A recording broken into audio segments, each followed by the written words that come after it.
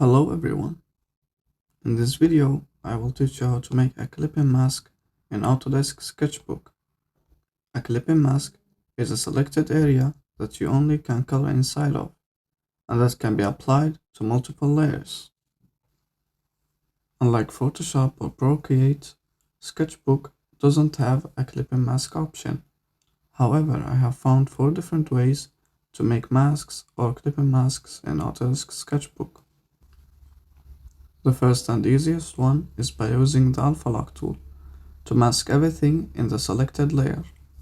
However, this method will not work if you want the mask to apply for multiple layers. In other words, this isn't a clipping mask, but it can be used just as a mask for that selected layer. The second way is by using the Lasso selection tool.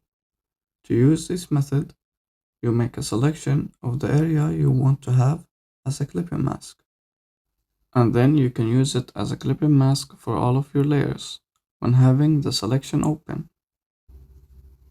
However, sometimes it's hard to trace over the area you want to mask using the Lasso selection tool, so you will not get a perfect mask of your shapes using this method.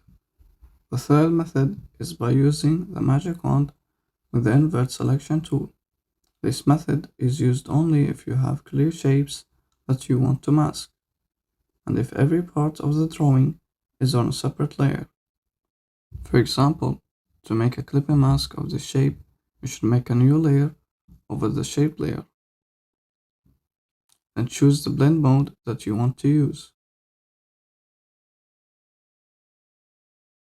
and color in the area that you want, without paying attention to coloring outside of the shape. After you have done that, go back to the shape layer and open the selection tool menu. Then choose the magic wand, set to add, and make sure that you have the sample 1 layer option selected. Now select the shape and then click on invert.